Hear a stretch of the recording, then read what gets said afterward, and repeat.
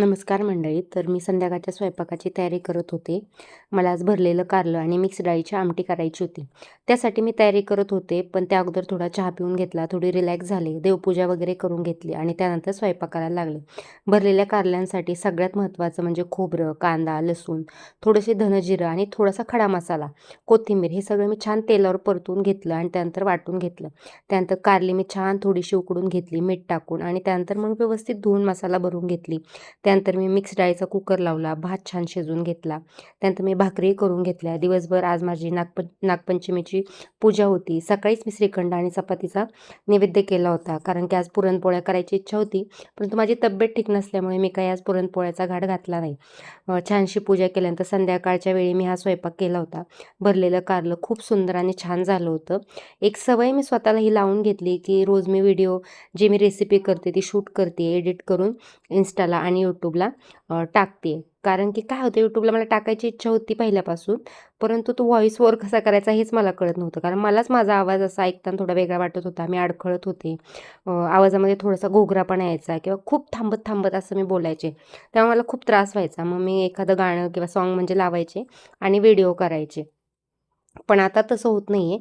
मी थोडी स्क्रिप्ट लिहून ठेवते. काय रेसिपीमध्ये केलं आहे किंवा काय रेसिपीमध्ये मी जिन्नस घातलेत ते मी लिहून ठेवते आणि ते मग स्वतःच्या आवाजामध्ये एडिट करून यूट्यूबवर टाकते.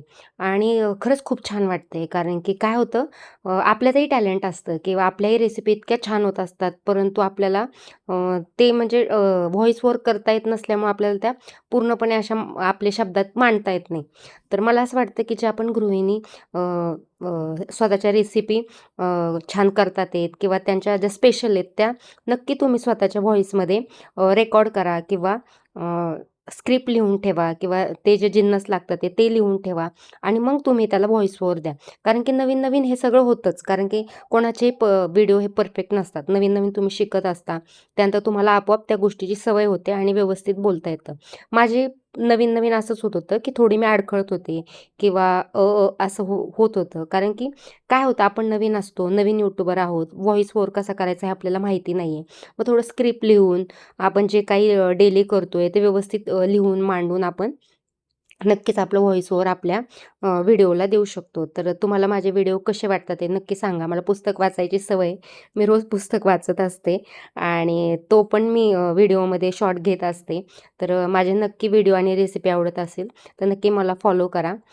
थँक यू सो मच तुम्ही माझा व्हिडिओ पाहिला.